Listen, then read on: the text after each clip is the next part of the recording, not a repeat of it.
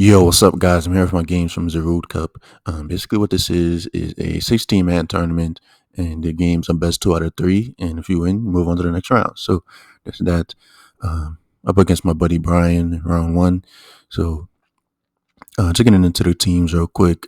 Mine is a revamp of the Volk team I built in like the beginning of the DLC. So there we got Volk, Ban Azu up here.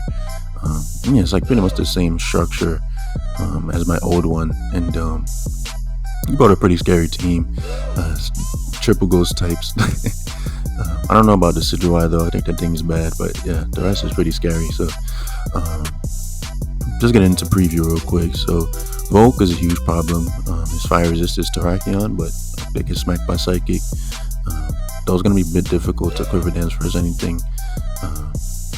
Because I'll either die in 2 hits or die in 1 in Terrakion's case. Azu is a huge problem. He has no fire resist. Like the combination of Volk and Azu is going to be a huge problem for him. And it's hard to kill it outside 0R too. Hyperior does well versus Mimikyu. 0R mostly, but does well versus Bishop as well. Just being able to tank an Iron Head. And rocks are going to be valuable, being able to break potential focus ashes. Ferrothorn is nice versus Mimikyu, Zero Aura. Yeah, that's pretty much it. I don't have body press, so I can't beat Bishop with that. Dragapult has no switch-ins. Scope resistance is Bishop. So yeah, it's quicker than most of his team. And I wasted it with Zero Aura between Rhyperior and Ferrothorn. Mandibuzz is pretty high value because he has 3 ghost types. There's over Decidueye. I'm gonna keep that around just for that because I don't know what that thing does. And Bit Sharp as well. So game plan wise, I need Tarak Sash broken, and Volk just runs through his team. Also Azu just positioned that well versus things like Bit Sharp, and yeah, pretty much gets a kill because he has no good fire resist. Hyperior is going to be there to deal with Zero Aura. For the most part, I'm not going to be switching it into anything else unless I have to. Ferrothorn does well versus Zero Aura. Need to keep that around for that. And Mimikyu, because that's a huge problem outside of Ferrothorn. Dragapult just positioned that well. Click Shadow Ball.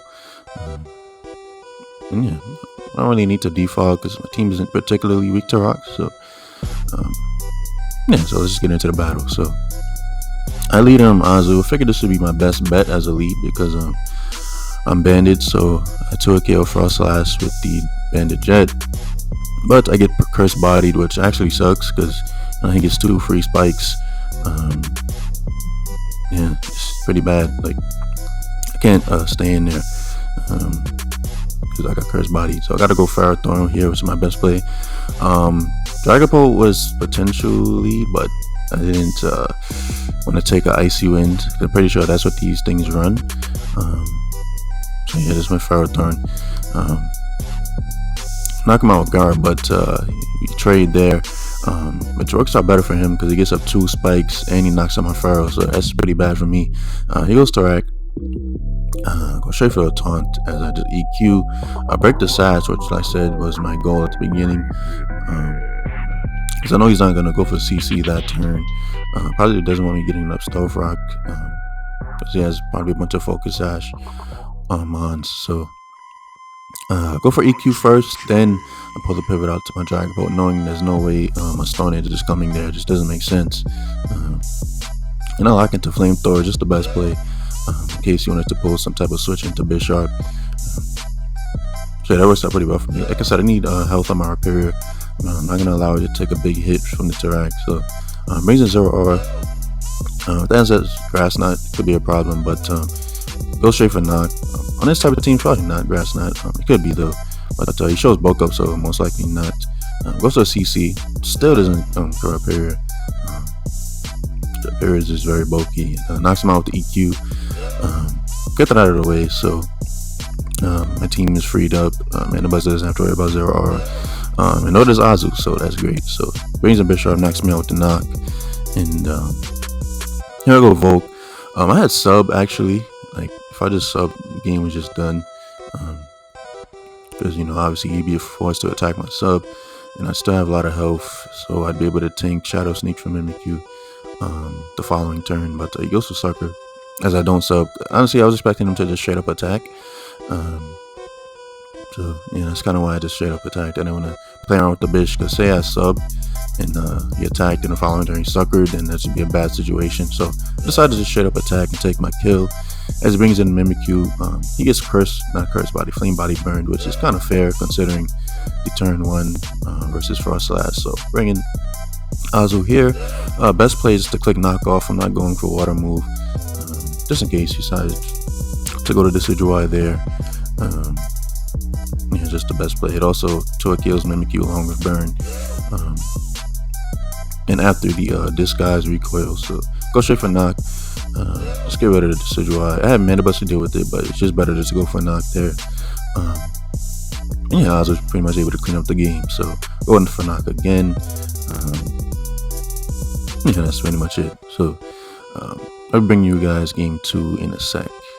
Alright, we got game 2. I brought a bulky offense based around the double dragon core of Klingris, Como, and Life Orb Hydreigon, while my opponent brought a sand balance with Magnezone. So let's get into preview again. Como is a huge problem to my opponent. Once I get rid of that Clefable, I just sweep the entire team. Dragapult dies. Mandibuzz is set up fodder if he's not toxic. Just need a bit of chip on that Powdon to knock that out with +2 clinging scales, because the min roll is 93%, so definitely want a bit of chip on that, which I can get with Stonerock.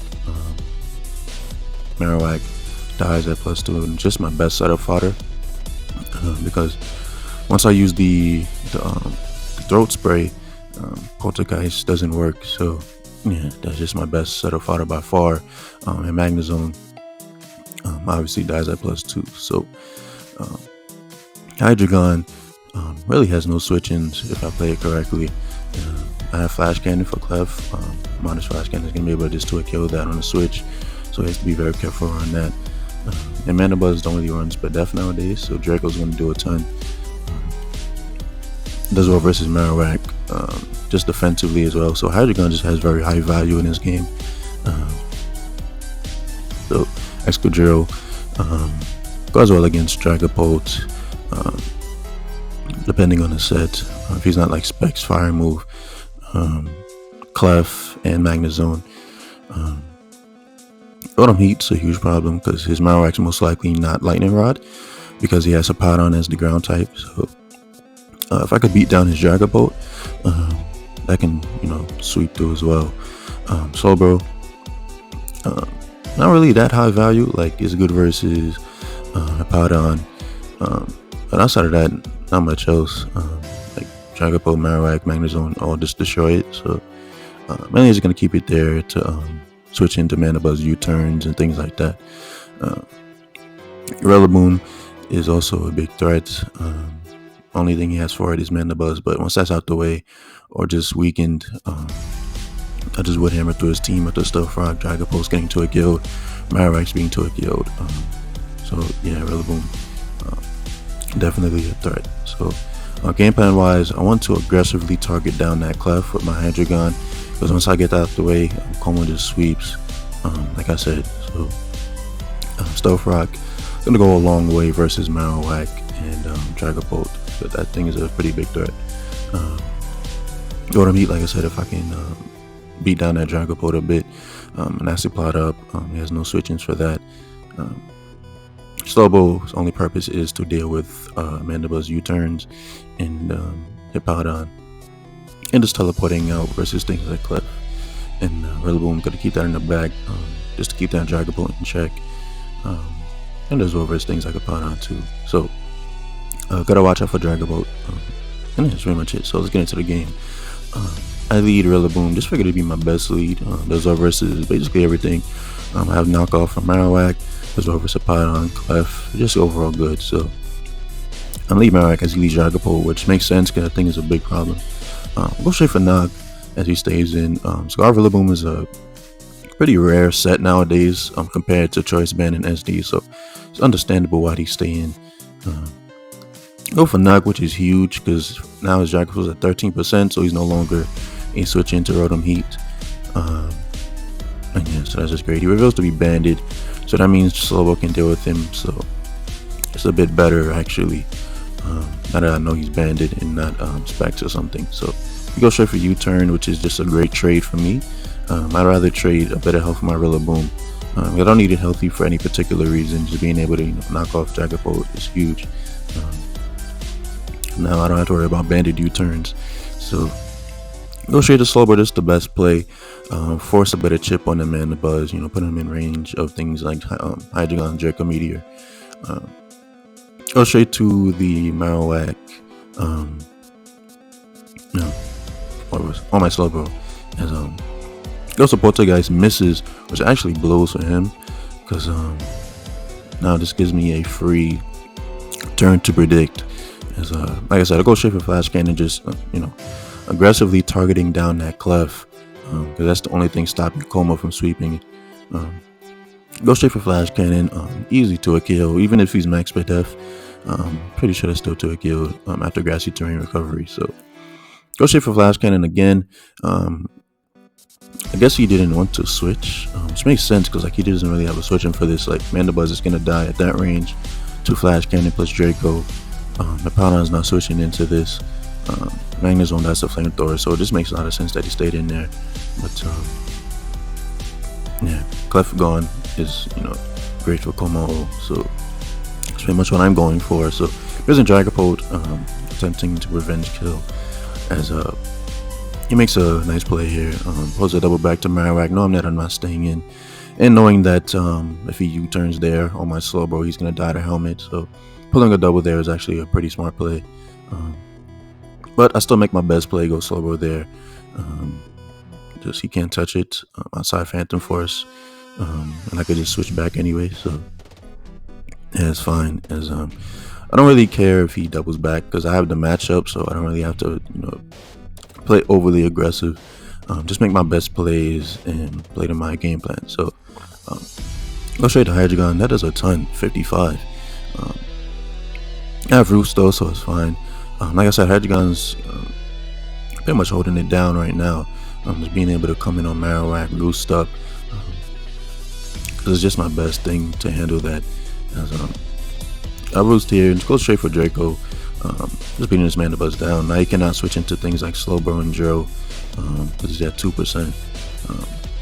And like I said, remember about Rillaboom, Wood Hammer. Just clicking that. All the things I could take a Wood Hammer are very low. Dragapult's at 13, Mandibuzz at 2%. So yeah, it's just awesome. And what happens here? Draco to Mandibuzz, right? As he goes for U-turn into Dragapult. Yeah, Dragapult, right? He doubles again into the Marowak, which is a great play. Just in case I went Slowbro, because he pretty much forced a kill, because at that range Hydreigon would die to Poltergeist because I'm at 42. So however, I go for the Excadrill as a mid-ground, because I know that he's banded Dragapult, so he can't really touch me. What U-turn, Dragon Darts, Phantom Force, assuming last move is Sucker, so can't really touch Dro. And it covers the double to Marowak as well, so I figured this would be the overall best play. This covers all options. Doubles to Marowak, but it doesn't really work out for him this time. The reason I pulled the switch out to Dro this time instead of Slowbro is because I can't afford Marowak coming in. Because like I said, I'd get a kill. Excadrill prevents that from happening. So go Dro here. Just go straight for high horsepower just to get rid of the Marowak or just weaken it. It's becoming a big problem. Go straight to I was about to say Hydreigon, Hippowdon, which is his best play. His only purpose is to deal with Dro. I know he's not gonna go for quick the first turn, just doesn't make sense. I have a whole Slowbro and a Rillaboom and a Rotom Heat to just come in on that, so no way you're going for Earthquake there. You're so far in the back. So I'll get my stuff rock up there, which is gonna help me kill Dragapult faster. That thing just keeps coming in, and Marowak too. So Go for my Stealth Rock as we both trade there. Go to buy Slowbro, just the best play. I could just fire off Skulls. At this point, raise your water resist. End up is at 2%. Only thing that could really come in is Magnezone, but I have ways to deal with that between Drill and Rotom Heat. And yeah, it just has no water resist. So I'll straight to my Slowbro here as just click Scald. Burn the Magnezone. It honestly doesn't matter. Like, Magnezone serves no purpose in this game. Pretty obvious he's not gonna Volt Switch. Like, this situation is a pretty common thing with like Slowbro versus Magnezone. Like, they see you have a drill in the back or any ground type, they're never gonna Volt Switch. So I just go for teleports. Just kind of get a bit of momentum. Honestly, if I was him, I would have doubled to Hippowdon instead. It still covered drill. Instead of going for Flash Cannon, which wouldn't have done much damage. So yeah, I'm able to teleport right into my drill, which is great. The damage on Slowbro doesn't matter too much because I'm able to regen it off. Here, I'm just gonna apply a bunch of pressure. Go straight for Toxic, knowing that he doesn't really gain much by staying in. And I know that Hippowdon's coming, so just go straight for Toxic. Trying to keep this within range of my Komodo later on. Just thinking a bit ahead here. So brings in Hippowdon as go straight for Toxic. So shift to my Rillaboom again. Gotta keep that pressure up. I'm not allowing him to get back into the game. I've done so much damage to his team at this point. I'm just not gonna allow, Mana Burst to recover and things like that. So yeah, go straight Rillaboom. Basically trying to get a kill. Because look at his team. Magnezone's at 40%. Rocks are up, so Marowak's being 2 killed. And the rest just die. So yeah, I just wanted to go Rillaboom there. It just applies the most pressure offensively as a hero runs me out into Slowbro. Again, I'm just going to click Scald. Grassy terrain is up, so there's no way that EQ is 2 killing me from here. And I don't need health on my Slowbro at this point. Just going to click Scald repeatedly. Not allowing Mana Buzz to recover ever. So get a bit of health back with the grassy terrain as he brings in Marowak. Just allow Slowbro to go down here because at this point I'm just going to set it with my Komodo. No reason to switch to Hydreigon there. It's still better to keep than Slowbro because it's faster than things like Magnezone. So yeah, let's go straight to my Komodo. Like I said, Marowak is my best setup fodder because Poltergeist doesn't work after I consume my item, which is pretty funny. So yeah, I'm gonna be able to sweep here. Not much he can do. Marowak's gonna die, and Hippowdon's not gonna be able to take this hit because of the Rocks chip. Like I said before, and the Toxic that was wearing it down throughout the game. So yeah, Como coming through as yeah, I told you guys this is pretty underrated. Like, definitely try this out. And he doesn't forfeit, which I definitely respect. Just punch, knock out the Magnezone, and Flamethrower. Don't even need to cling and scale to Dragapult. So yeah, pretty fun game. Let me bring you guys my games from round 2, and yeah. So hope you guys enjoyed this one. Definitely hit the like and subscribe for more. So yeah, peace.